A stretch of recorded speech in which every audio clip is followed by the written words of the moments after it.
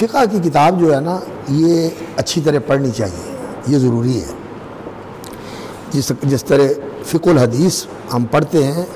اسی طرح فقہ الخلاف جو ہے نا یہ بھی پڑھنی چاہیے۔ فقہ الخلاف جو ہے اس کے پڑھنے سے انسان کے اندر توازن اور اعتدال آتا ہے، توازن اور اعتدال آتا ہے۔ اب وراثت کے مسائل کے اندر اختلاف ہے، حضرت زید بن ثابت کا حضرت عبداللہ ابن عباس کا اختلاف ہے، کئی مسائل کے اندر کچھ علماء کا موقف جو ہے وہ ایک ہے، کچھ دوسرے علماء کا موقف ایک ہے، اور اس کے اوپر فتویٰ دینے والے آگے علماء میں بھی پھر اختلاف ہے، اور حقوق جو ہیں وہ متعین ہوتے ہیں، وہ کسی نے وراثت دے دی، کسی نے وراثت نہیں دی، جیسے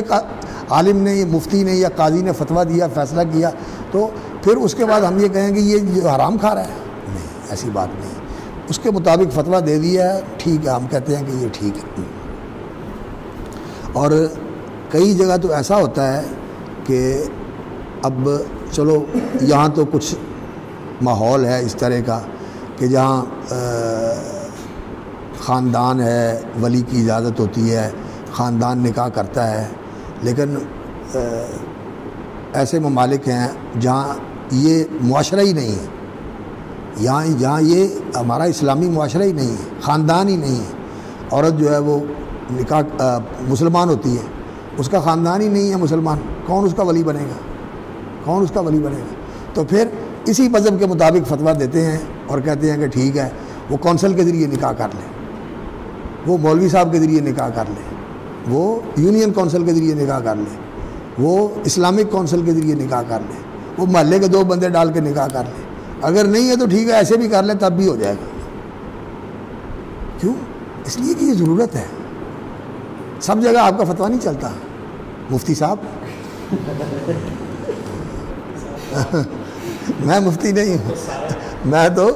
فتویٰ جب آتا ہے نا تو آپ صاحب کے پاس بھیج دیتا ہوں، مفتی صاحب کے پاس بھیج دیتا ہوں۔ اللہ تعالیٰ ان کو عافیت دے، اللہ تعالیٰ ان کی زندگی میں برکت کرے۔ بہت ہی مبارک آدمی ہیں ہمارے مفتی عبدالحنان صاحب، عافہ اللہ وبارک فی، بہت ہی مبارک آدمی ہیں ماشاءاللہ۔ بڑی اللہ رب العزت نے ان کو جو ہے نا تفقع کے ساتھ نوازا ہوا۔ تو یہ چیزیں نا بہت ضروری ہوتی ہیں۔ تو فقہ الخلاف، ادب الخلاف، اور یہ جو کتابیں ہیں علماء نے کیوں لکھی ہیں؟ یہ الاشراف یا الاوسط ابن المنذر کی، اور یہ جو کتابیں ہیں جو لوگوں کے اندر اجتہادی بصیرت پیدا کرتی ہیں، معلی ابن حزم ہے، المغنی ابن قدامہ ہے، اور السنن الکبریٰ بہقی کی ہے، اور اسی طرح تمہید اور الاستذکار ہیں۔ یہ کتابیں طلبۃ العلم کو مسائل کی تحقیق کے لیے لازماً ان کی طرف رجوع کرنا چاہیے، ان کتابوں کی طرف لازماً رجوع کرنا چاہیے۔ آدمی کے اندر یہ جو ایک تو بعض لوگوں کے اندر یہ ہوتا ہے کہ ان کے ذہن میں ایک بات آئی اور ذہن جو ہے وہ جو ہے نا ادھیڑ بن کر کے نا اپنے موقف کو مضبوط کر لیتا ہے، اسے کچھ نہ کچھ تو دلیل مل جاتی ہے، لیکن لا تقل قولا لیس لک فیہ امام احمد رحمۃ اللہ علیہ نے کہا ہے، پیچھے دیکھو وہ اس کا قائل ہے، اس کا قائل ہے، اگر قائل ہے تو اس کا مطلب ہے کہ تیرا ذہن جو ہے نا وہ ٹھیک ہے، اگر قائل نہیں ہے تو پھر اس کا غور کرو، غور کرو، غور کرو، اس کے اوپر اللہ سے رہنمائی مانگو، تلاش کرو، اس کے اوپر غور و فکر کر کے دیکھو، پھر اگر کوئی مل جائے تو تائید ہو جائے، اور نہیں تو پھر آدمی ٹھیک ہے سمجھتا ہے کہ اس کے دلائل ہیں اور ایسے دلائل ہیں جن سے انسان کو تسلی ہو جاتی ہے، تو انسان اس کا اظہار بھی کر سکتا ہے کہ یہ مسئلہ جو ہے پہلے لوگوں نے اس پر توجہ نہیں کی، تو بعد میں سامنے آ سکتا ہے دلائل کے ساتھ، لیکن اس کے اوپر انسان کو اتنا اصرار نہیں کرنا چاہیے، اگر کوئی اس سے اختلاف کرتا ہے تو اس کو بھی برداشت کرنا چاہیے۔ لیکن جن مسائل کے اندر امت کے اندر اختلاف رہا ہے اور وہ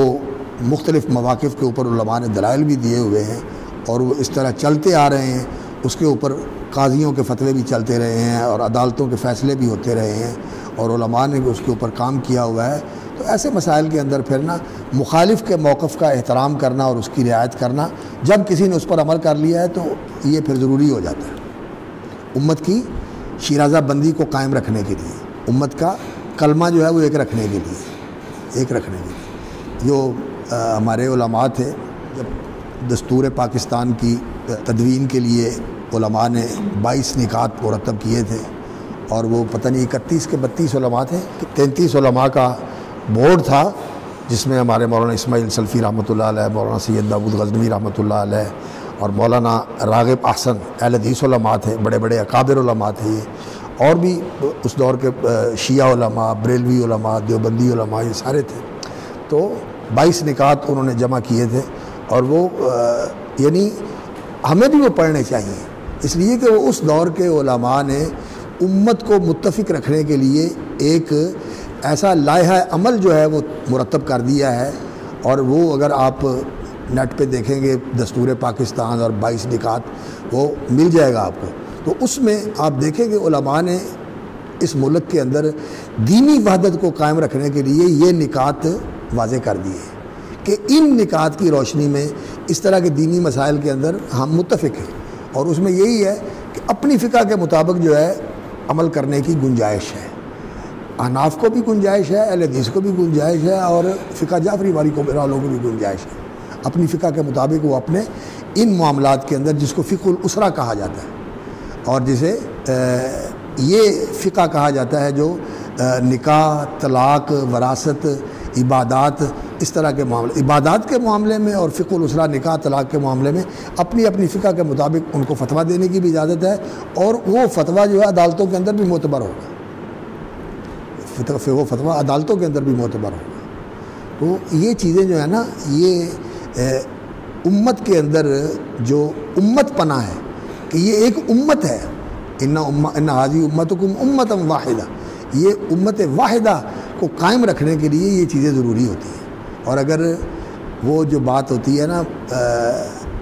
جس کو کہتے ہیں التفکیر الصفری، زیرو تھنکنگ، بس میں ہوں اور باقی سب زیرو ہے، کچھ نہیں، یہ غلط بات ہے۔ نہیں، زیرو کے ساتھ کچھ لگے گا تو تبھی کچھ بنے گی بات ہے۔ آپ سب کو خالی کر کے وہ اکیلے ہو جائیں تو آپ بھی نہیں قائم رہتے، آپ بھی نہیں قائم رہتے، آپ کے ساتھ کوئی ہوگا تو پھر ہی کام بنے گا۔ امت بن کے رہنا ہے، جماعت بن کے رہنا ہے۔ تو جماعت کو، امت کو مجتمع رکھنے کے لیے یہ ضروری ہوتا ہے کہ انسان کے اندر ادب الخلاف بھی ہو۔ اختلاف ہوتا ہے، لیکن ادب الخلاف کے ساتھ اختلاف کیا جائے، اور ایک دوسرے کی رعایت کی جائے، ایک دوسرے کا لحاظ رکھا جائے، اور ایک دوسرے کے بارے میں حسن ظن رکھا جائے۔ میں یہ چاہتا ہوں کہ میں جہنم سے بچ جاؤں اور جنت میں چلا جاؤں، کیا دوسرا یہی چاہتا ہے کہ میں نے ضرور جہنم میں ہی جانا ہے؟ نہیں، اس کے اندر بھی دین ہے، اس کے اندر بھی یہ سب چیزیں ہیں۔ وہ ایک عالم ہیں، انہوں نے اپنا تجربہ بیان کیا۔ وہ کہنے لگے کہ میں ہندوستان چلا گیا، سعودی ہیں وہ، میں ہندوستان چلا گیا تو وہاں ایک حنفی عالم کے پاس میں نے حدیث پڑھی، حنفی عالم تھا، حدیث پڑھاتا تھا وہ۔ تو کہتے ہیں کہ ویسے